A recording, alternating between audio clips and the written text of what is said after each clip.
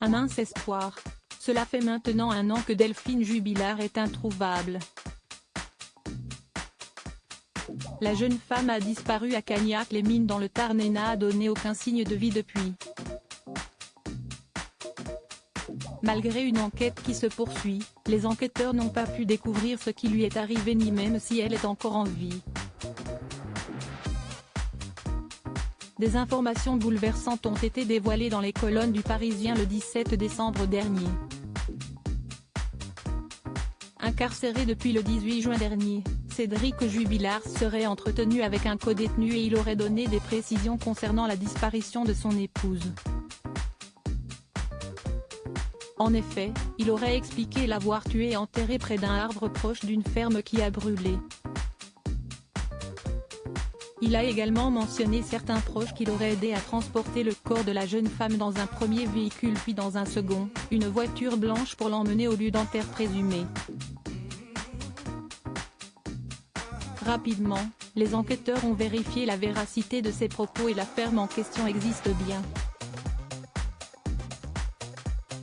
Toutefois, elle a brûlé en avril dernier.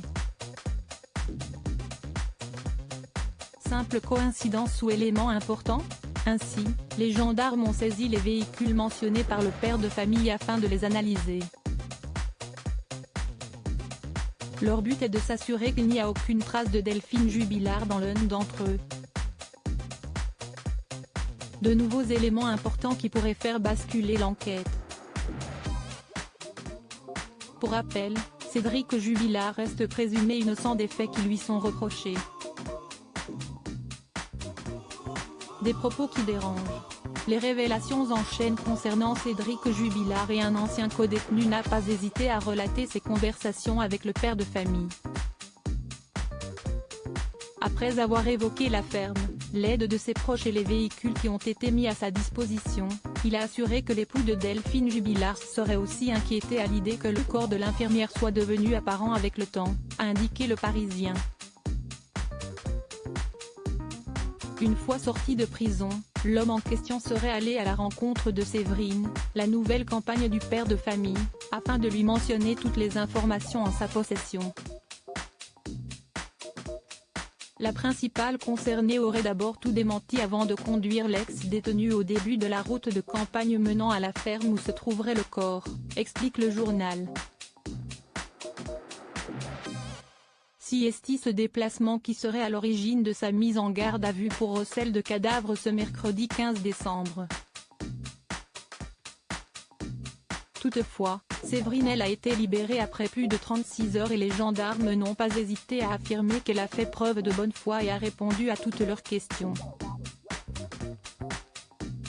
Elle aurait également réaffirmé son ignorance totale de l'endroit où le corps de l'infirmière pourrait être dissimulé. Une garde à vue qui a été éprouvante pour la nouvelle compagne de Cédric Jubilard mais qui n'a pas permis aux enquêteurs d'en apprendre davantage concernant la disparition de Delphine Jubilard. Cédric Jubilard, va-t-il prochainement retrouver sa liberté? Cédric Jubilard a été mis en examen en juin dernier pour homicide volontaire sur conjoint. Incarcéré à la prison de Toulouse depuis, il ne cesse de clamer son innocence. Ses avocats enchaînent les demandes de remise en liberté, toutes rejetées jusqu'à présent. Celle déposée le 7 décembre dernier lui permettra-t-elle de retrouver sa liberté? Pour rappel, il a été placé à l'isolement il y a quelques mois et ne peut donc pas recevoir de visite. Il semblerait toutefois qu'il ait pu s'entretenir avec d'autres détenus.